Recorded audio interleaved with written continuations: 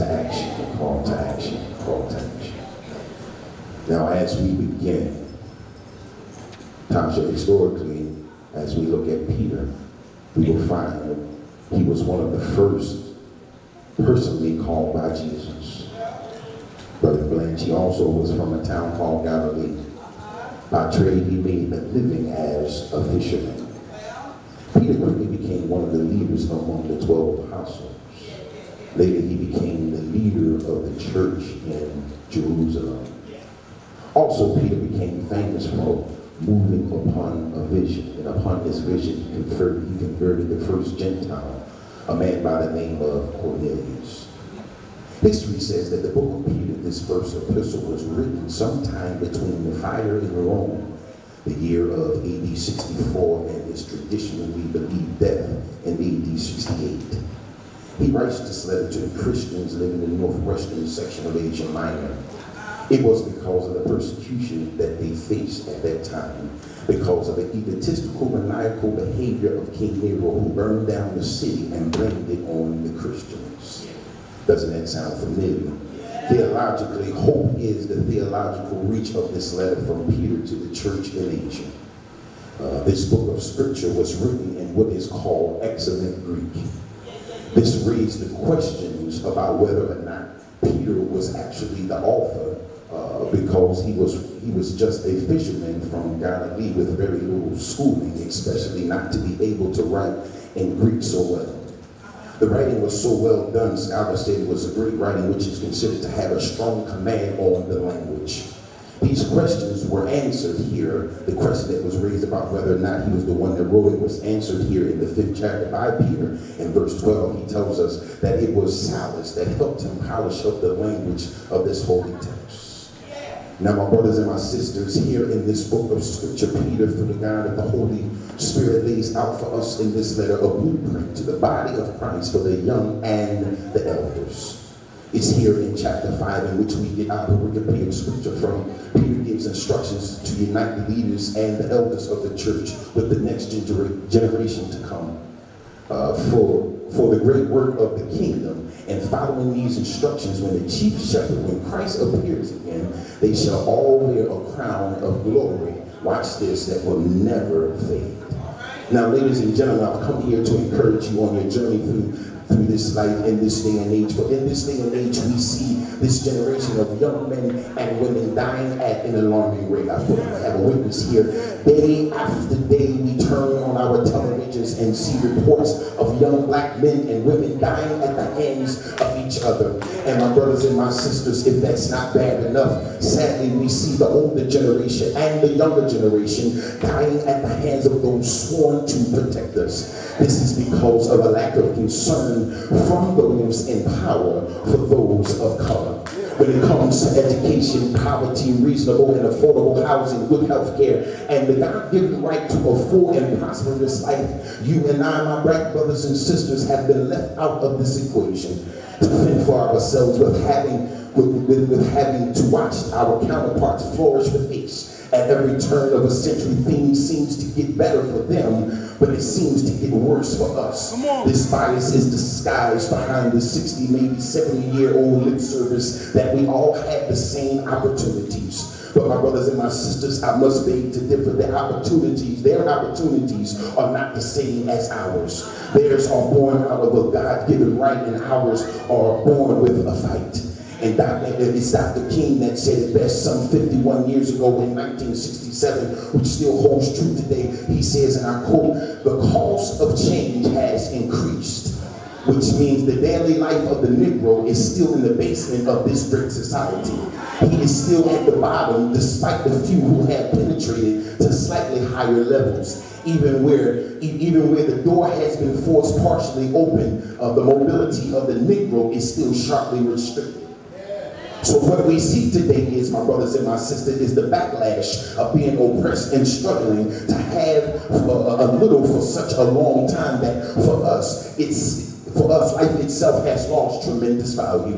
But can I push it here? Can I push it just a little bit further and tell you that this thought pattern has manifested itself in our youth today? And it's not that they don't care about life. It's not that the care for life has completely faded away or has completely left. But the problem is that it's not a lot of life to care for. So, child of God, I plead with you to never allow the trouble in your pursuit of life and happiness to take away your tomorrow. Yes, tomorrow is promised, but it's possible. Yes, tomorrow is not promised, but it is possible. And the mere possibilities of tomorrow for a child of God is too much to lose just for today. It might be true that in this era of time we are exposed and have experienced a lot of hurt and pain and hardship, but just harping on it won't implore for a solution and it won't create change. But it's only how you use this hurt, how you use this pain, and how you use this hardship for tomorrow's success that conjures up the reality of change. Now, ladies and gentlemen, I have good news for you, and it comes from our text. The good news is that you have the power and the opportunity, watch this, to invoke change in your community. I think I need to say that one more time. You have the power because we have Jesus. You have the opportunity because you are a Christian to invoke change in your community by following God's plan and purpose for your life through the instructions of Peter here in this text. In doing so, my brothers and my sister, Peter says, you will wear a crown of glory that will never fade. Ladies and gentlemen, the problem we see today can only be rectified with God. So in other words, my brothers and my sisters, it is the church's responsibility to lead in the fight for change. Because, watch this here, this is relevant here, because if God is to be first, then the church that belongs to him should be the first hand on the plow. I think I need to say that one more time. If God is to be first in this world, then the church that belongs to him should be the first hand on the plow. Now, having to deal with the reality of the text says that why should I subject myself, to being responsible for what's going on around me just because I'm a child of God, while dealing with my own problems and trying to make up for my own shortcomings in life, only for the hope of a crown that I have to wait for. Besides, these circumstances we find ourselves in is one derived from outside pressure. This is not my problem. I don't work for the White House. I'm not in city council, and I don't have all the answers. Can I push it just a little bit further right here? As a matter of fact, taking on this responsibility has done nothing but cause more pain and cause more stress and cause more pressure, and also cause me to watch firsthand the harsh realities that we as a race of people must endure. This seems to be the tension in the text, my brothers and my sisters, and the tension we face as the hands and feet of God in this perverse nation, which causes me to ask this question here, and get yourself ready. Please pick up a pen and write this down. How can I change? How can I cause change in the world that God has been rejected and or reduced to just an imaginary friend? I think I need to say that one more time. How can I change? How can I cause change in the world that God has been rejected and or reduced to just an imaginary friend? Well, in order to answer this question, I have two things. I need to say to you in order to answer this question. And the first thing I need to let you know, I need to speak to the leaders of the church and tell the leaders, like, don't let the heaviness of our heritage cause you to lose your influence. Yes, I need to repeat that one more time, because I'm preaching here to myself. Do not let the heaviness of our heritage cause you to lose your influence. As we traverse through our text, Peter in verses 1 through 4, he addresses the elders. In verse 1, he begins by reminding them that they all share the same title, simply letting them know that he's not asking of them something he's not bound to as well.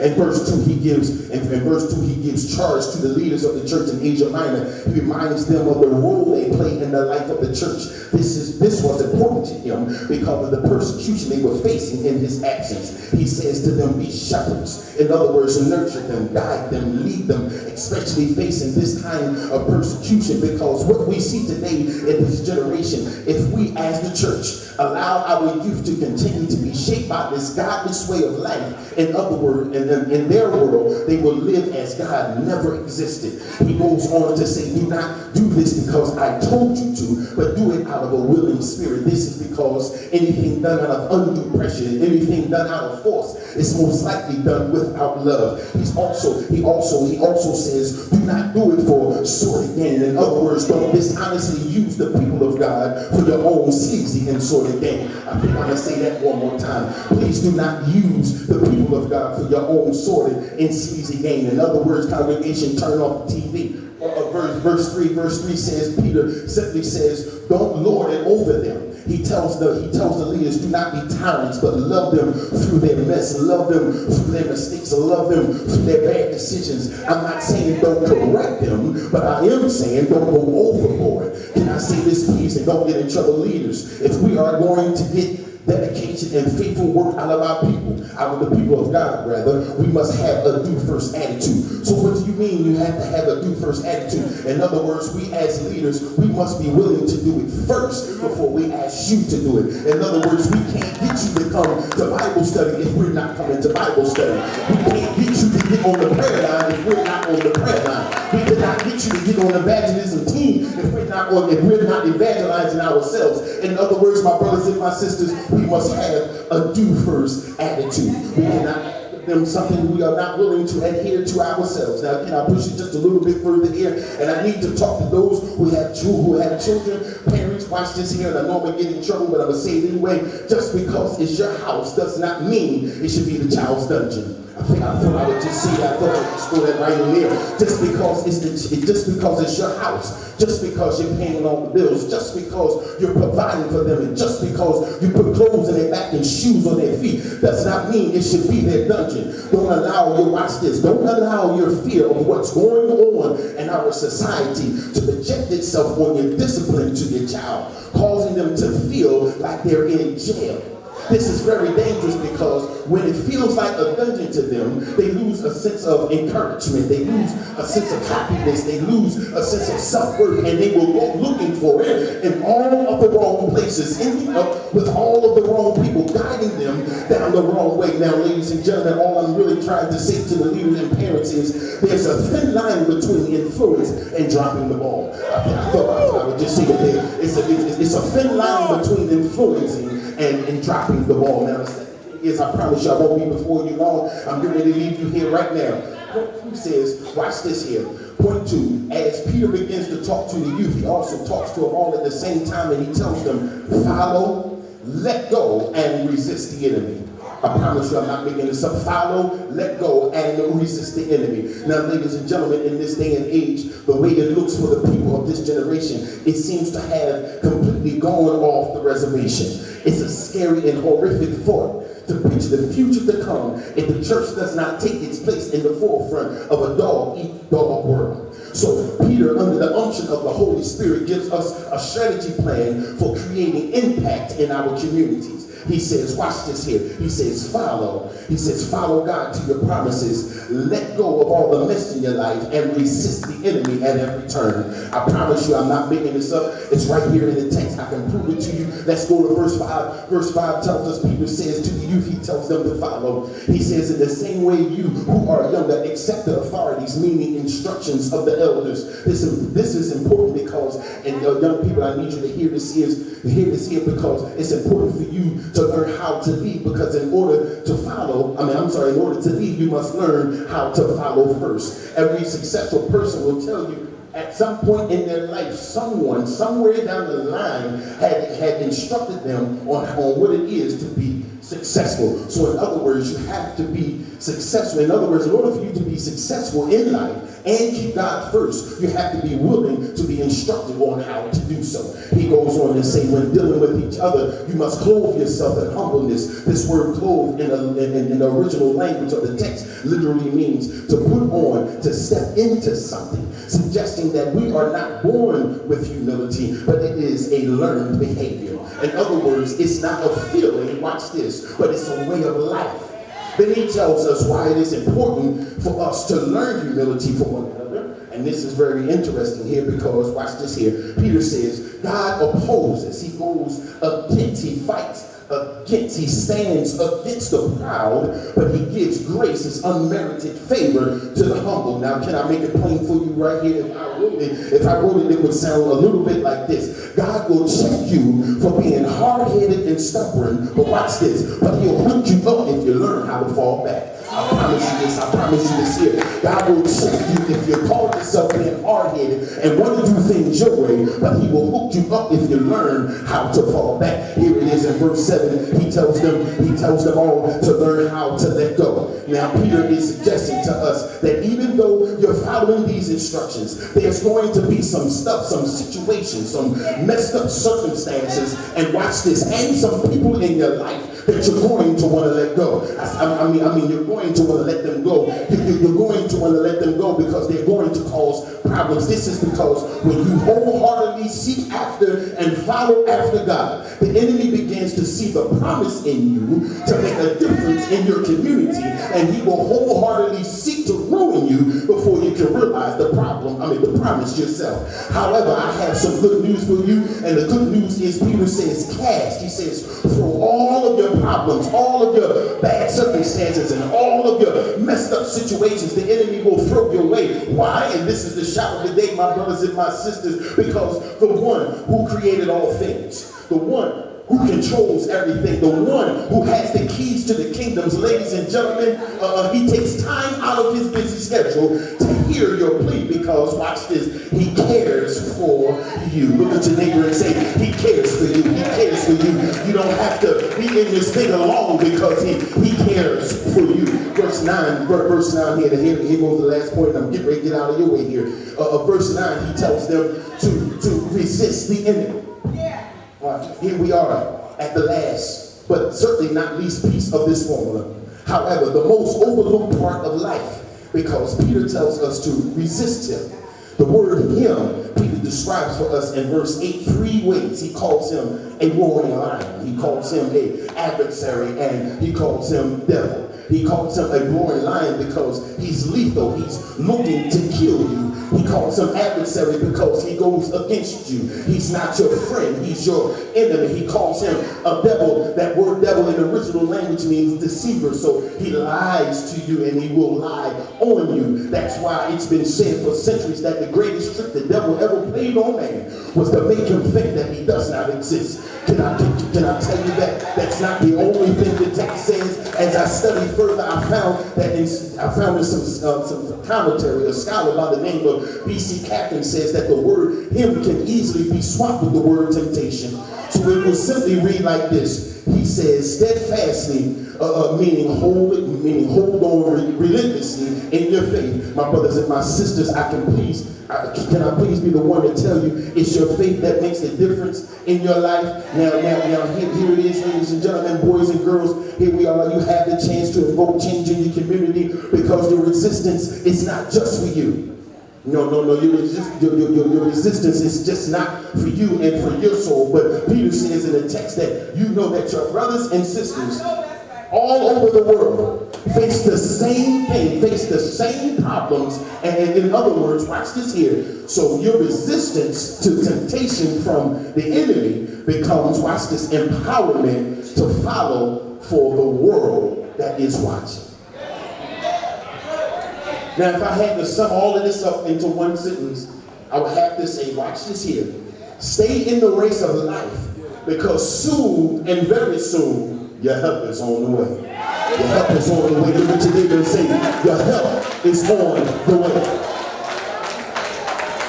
So ladies and gentlemen, boys and girls, can I get some help here, John?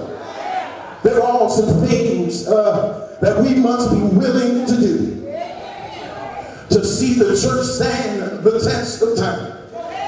Young people, you are the life of the church that is to come. When those who have toiled in this race before you has withered with time, it's up to you to pick up the mantle. Yes, you will endure some frustrations. You will face some impossible odds, while those who choose a different path looks like they live on beds of ease. But child of God, I urge you to never turn from the plow. Because that bed of ease quickly turns to a bed of nails. Good evening, children. I gotta go now, but before I go, I need to tell my leaders, don't let the pressure of this life or predicament of this present generation blind you of the possibilities of your destiny. This is because God's best performance is always his next performance. Yes, yes, this is a different world from where I come from. Yes, it is now, but here's your chance to make it if you focus on your goals. The devil will wish he does, but you can take it if you remember that you've been told. Yes, this is a different world, but thanks be to God that we serve the same old God. I wonder, is there anybody in here that's able to say the Bible says the same today, yesterday, and tomorrow? And what he's done for others, I know he'll do the same for you. Look at your neighbor and say, neighbor, if you follow God to your destiny, let go of the mess in your life and resist the enemy, no matter what it looks like. You will begin to invoke change in everything around you. So my brothers and my sisters, be ready for a fight, because you're going to go through some stuff. But I got some good news for you, and the good news comes from our text again. It's here in verse 10. The Bible says, after you have suffered just for a little while, the God of all grace, the one who has called you into eternal life through Christ Jesus, he himself, not nobody else, not the Holy Spirit, not Gabriel, not Peter, Matthew, John, or anybody else. He says he himself, he will restore you. He'll give you back everything this life has ever taken from you. He said the God of all grace, the God of all grace will support you. He'll stand beside you. He'll have your back. He'll hold you up on every leaning side. The God of all grace, the God of all grace, he will strengthen you. He'll give you strength that you never had. He'll give you strength to make it through your problems. He'll give you strength when you can't hold yourself up. The God of all grace, he will establish you. He'll give you things you never even worked for. He'll give you things you never asked for. He'll set you up to be successful. I'm so glad I serve a God who's able to look down through all my mess and meet every one of my needs. I'm so glad I serve a God who thought it not robbery to lay down his life in place of mine. Then early,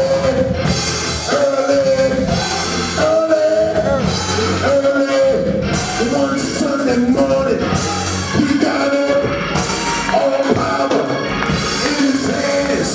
I'm so glad he got up, because when he got up, I got up. When he got up, you got up.